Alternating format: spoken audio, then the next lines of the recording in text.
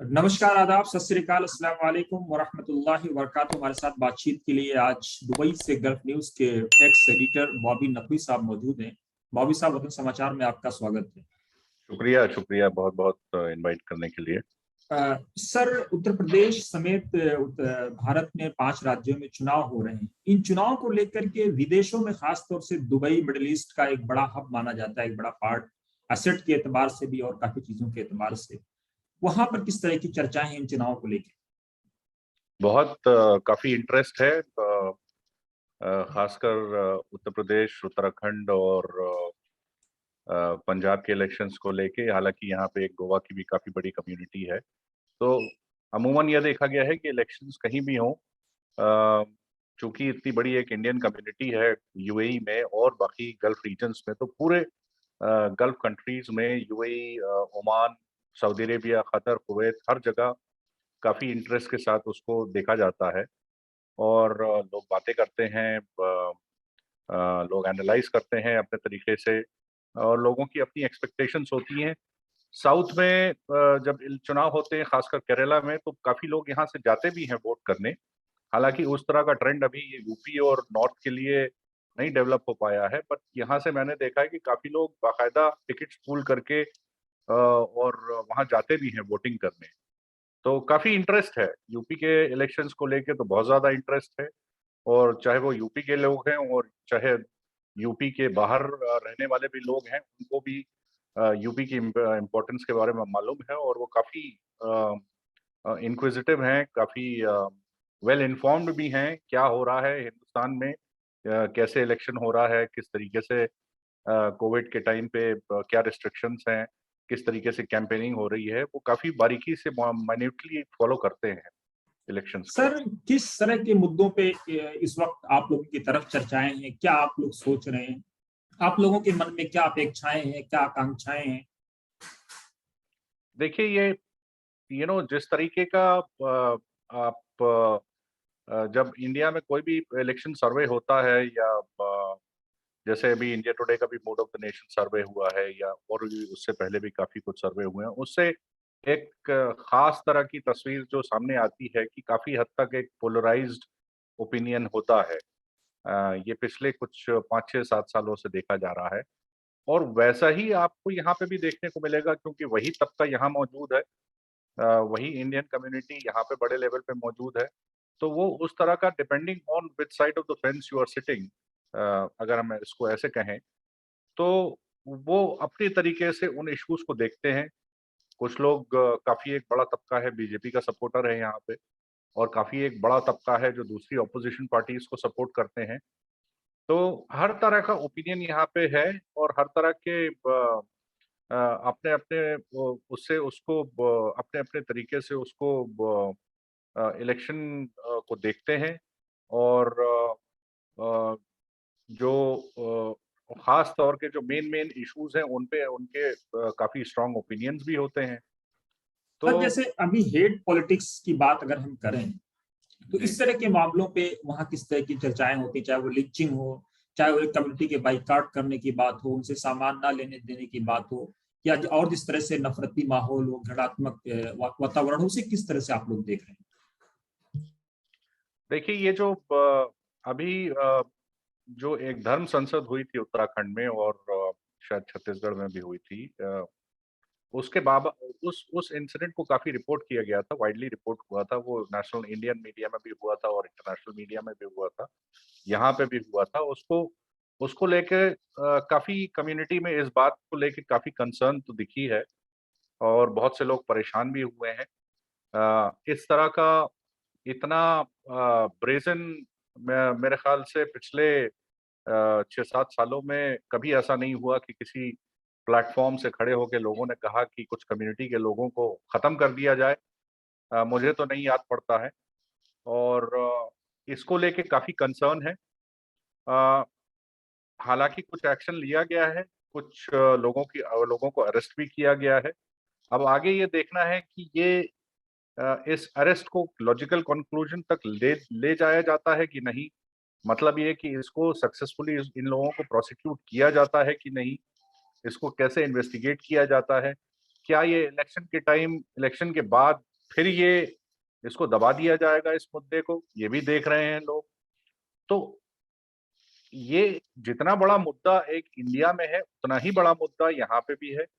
और इसको, इस इंसिडेंट को, और उसके बाद जो सुप्रीम कोर्ट ने इसका संज्ञान लिया है, इसको इसमें कुछ नोटिस भी दिया है शायद उत्तराखंड पुलिस को, तो उसको लोग फॉलो कर रहे हैं और मॉनिटर कर रहे हैं कि इसमें क्या एक्शन लिया जा रहा है। अच्छा सर, डेवलपमेंट से हट करके एक होता है डेवलपमेंट का विकास और एक होता है नारों का विकास। इन दोनों में किस तरह से आप सोच पा रहे हैं? क्या लगता है कि आपको भारत में डेवलपमेंट की राजनीति, चाहे वो अस्पताल हो, हॉस्पिटल्स हो, स्कूल्स हो, कॉलेजेस हो, यूनिवर्सिटीज हो, इनके स्टैब्लिशमेंट की बात ना करके जिस तरह से इलेक्शन आता है, गोली मारो और गुंडे और इस तरह के जो नारे शुरू होते हैं, इनके बारे में क्या कंसर्न? भाई, जो अनफॉर्चुनेटली आज की जो रूलिंग पार्टी है, वो बात तो विकास की करती है, लेकिन चुनाव के करीब उनका नैरेटिव धीरे धीरे बदलने लगता है। और वो जो इश्यूज, जो नेशनल कल्चरल नेशनलिज्म या आइडियोलॉजी से रिलेटेड इश्यूज हैं, उनको ज्यादा पुश करते हैं। आज भी अमित शाह यूपी में हैं और कई जगह डोर टू डोर कर रहे हैं, और जो इश्यूज वो उठा रहे हैं उससे लगता है कि आगे आने वाले दिनों में और हफ्तों में किस तरह के इश्यूज बीजेपी उठाएगी। अब ये, इसमें ऑपोजिशन की एक जिम्मेदारी बहुत बड़ी बनती है। हालांकि उनकी भी एक सीमा है, because of given the climate and given the lack of media support, कि कितना ये नॉन आइडियोलॉजिकल इश्यूज को पुश कर सकते हैं, जैसे डेवलपमेंट है, एजुकेशन है, हेल्थ केयर है। मुझे अभी तक किसी भी पार्टी से हेल्थ केयर के बारे में कोई बात करता हुआ नजर नहीं आया ऑपोजिशन में, जबकि एक बहुत बड़ा इशू है। पिछली बार अगर आप देखें कि सेकेंड वेव में कितने लोगों की जानें गई थी, कितने लोग ऑक्सीजन के बिना मरे थे, कितने लोगों को दवाइयां नहीं मिली थी, कितने लोग अस्पताल नहीं पहुंच पाए थे। और लेकिन इस इशू को इफेक्टिवली ऑपोजिशन अभी भी उठा नहीं रहा है। भाई, ये इसको क्यों नहीं उठा रहे हैं? मेरा मेरा ये सवाल है कि इसको क्यों नहीं आप बार बार दोबारा आप उठाते हैं और प्रॉमिस करते हैं कि ठीक है, हम ये ऐसा हुआ था और आने वाले टाइम में हम ABC इम्प्रूवमेंट करेंगे। कुछ तो प्रॉमिस करिए, कुछ तो वादा करिए, कुछ तो इसको हाईलाइट करिए। ये सरकार नहीं करेगी। सरकार को तो लगता है, सरकार को तो डर लगता है इसमें कि हेल्थ केयर के बारे में बात करेंगे तो लोग पैंडेमिक के बारे में बात करने लगेंगे। लेकिन ये ऑपोजिशन की जिम्मेदारी है कि इसको बहुत जोर से शोर से उठाएं और अपना विजन सामने रखें कि इसको आगे इसको ये दोबारा ऐसा ना हो, इसके लिए हम ये करेंगे। हम इतना इन्वेस्टमेंट हेल्थ केयर के लिए एलोकेट करेंगे, इतना ऐसे इस तरीके से प्राइमरी हेल्थ केयर को इम्प्रूव करेंगे। और ऑक्सीजन प्लांट्स, जहां जहां ऑक्सीजन प्लांट्स नहीं लगे हैं वहां इतना इंफ्रास्ट्रक्चर हम क्रिएट करेंगे। कुछ तो आप बोलिए। हालांकि इसमें कांग्रेस ने कुछ अपने मैनिफेस्टो में कई चीजों को इंक्लूड किया है, मगर उसमें मुझे नहीं लगता कि वो भी एक काफी है। हालांकि कांग्रेस अभी इस लड़ाई में बिल्कुल भी नहीं है, यूपी में खास तौर पे से। लेकिन कम से कम वो कुछ कुछ इश्यूज पे तो उन्होंने कोशिश करी है कि वो बोलें। तो ये उम्मीद मैं, जो प्रिंसिपल चैलेंजर हैं अखिलेश यादव जी, समाजवादी पार्टी के नेशनल प्रेसिडेंट जो है, उनसे उम्मीद करूंगा, और दूसरे स्टेट्स में भी जो अपोजिशन पार्टीज हैं उनसे उम्मीद करेंगे कि इन इश्यूज को वो उठाएं। भाई, आप भी तो नैरेटिव को पुश करने की कोशिश करिए। सर, आपको क्या लगता है कि जिस तरह से विपक्ष, कई बार ऐसा लगता है कि अखिलेश यादव भी परशुराम की मूर्ति और इस तरह की मूर्ति की अब बात करने लगे हैं, और खासतौर से आपने कई मौकों पे देखा होगा कि मुस्लिम्स जो लीडर्स हैं उनको कई बार धक्के देकर के स्टेज से उतारने की या उनके साथ ना खड़ा होने का जो दिखाने का प्रयास हुआ, इसे किस तरह से आप लोग देख रहे हैं? एक तरफ सेकुलरिज्म, गांधी का देश, अहिंसावादी देश, स्वामी विवेकानंद का देश, जिसमें यह कहा जाता है कि हम आपसे रोटी मांगते हैं, आप हमें धर्म उड़ेल रहे हैं, और एक तरफ दूसरी तरफ सीधे सीधे लोगों को धर्म परोसा जा रहा है और लोग भूखे मर रहे हैं। देखिए, ये हमारा क्या कहना चाहिए कि हमारी जो डेमोक्रेसी है, इसमें दो चीजें हैं अलग अलग। एक तो इस हमारी डेमोक्रेसी में क्या होता है कि अगर कोई रूलिंग पार्टी कुछ एक्शन लेती है, या कुछ नया कानून बनाती है, या कोई नई पॉलिसी अनाउंस करती है, तो उसके बाद ये देखा गया है कि अगर वो policy specific to a community है, तो उसी पे उस रूलिंग पार्टी के ऊपर प्रेशर होता है कि साहब आप दूसरी कम्युनिटी के लिए भी कुछ करिए, यू नो। तो अखिलेश यादव अगर आज की डेट में परशुराम की कुल्हाड़ी उठा रहे हैं स्टेज पे, तो ये एक पॉलिटिकल कंपल्शन है। अनफॉर्चुनेटली ये हमारी कंट्री की एक रियलिटी है कि रिलीजियस आइडेंटिटी को बीजेपी ने राजनीति से इतना करीब ला दिया है कि दूसरी पॉलिटिकल पार्टीज के लिए बहुत मुश्किल है कि रिलीजन को अलग रखा जाए, और ये उनकी मजबूरी बन गई। दूसरी मजबूरी बीजेपी ने जो खड़ी करी है ऑपोजिशन पार्टीज के लिए, कि मुसलमान का नाम लेना एक तरीके से एक लाइबिलिटी बन गया है। कई जर्नलिस्ट ने इस पे लिखा है कि Muslims have become the new Dalits of India, which is true to an extent, at least in terms of political isolation, कि आज कोई भी पॉलिटिकल पार्टी मुसलमानों का नाम लेना, ये तो नहीं कहूंगा कि पसंद नहीं करती, लेकिन घबराती है।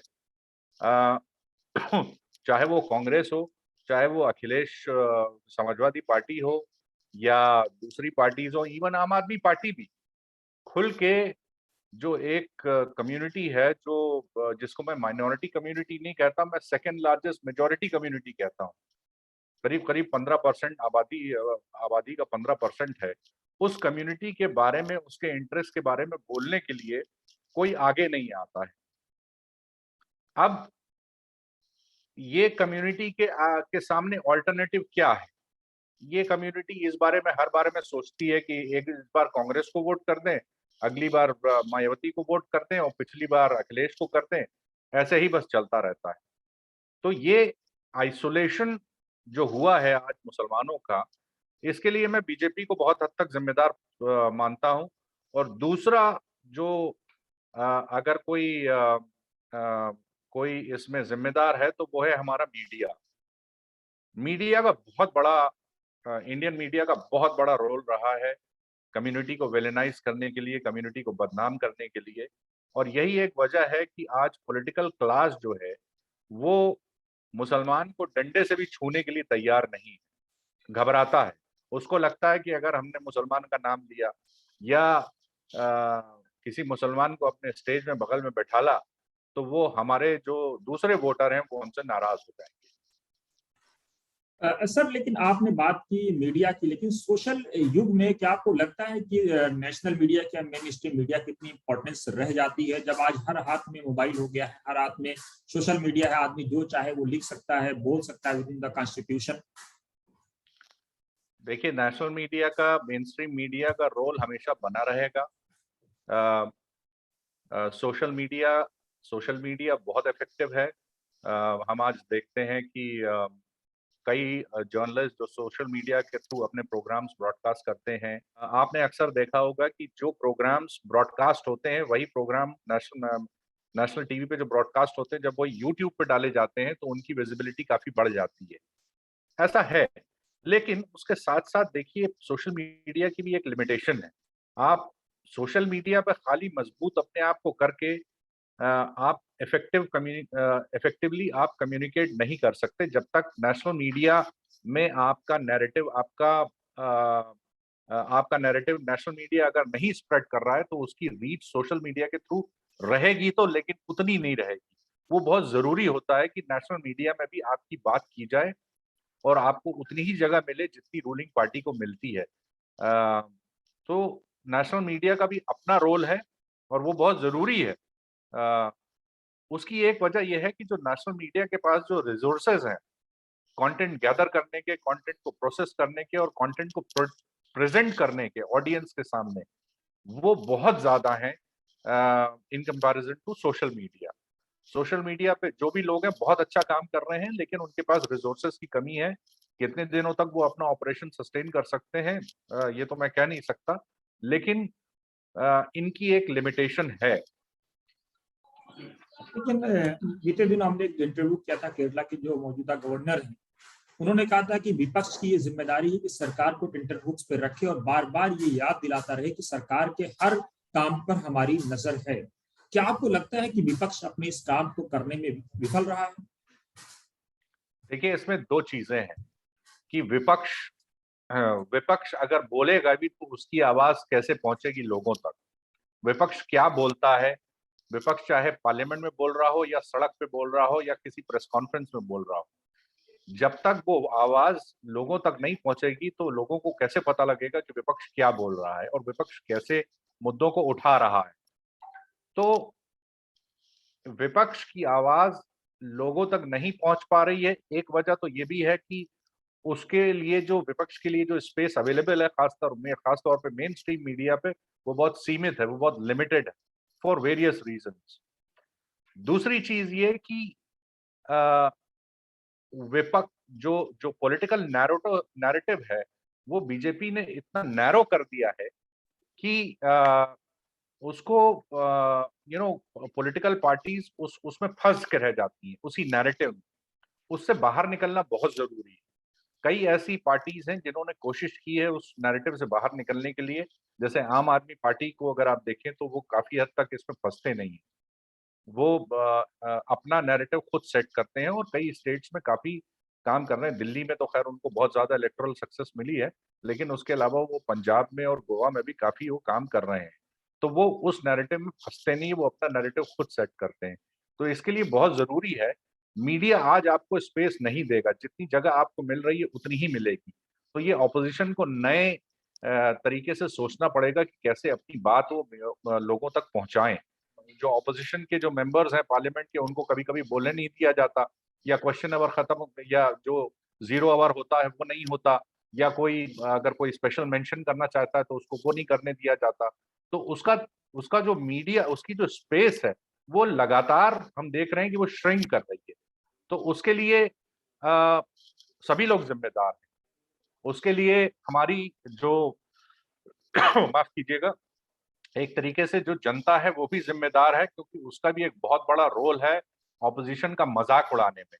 आज हम इस मुकाम पे खड़े हैं कि अ अगर कोई ऑपोज़िशन बात लोगों की उठाना चाहे तो उसके पास कोई मीडियम नहीं है, कोई जगह नहीं है, कोई ताकत नहीं बची।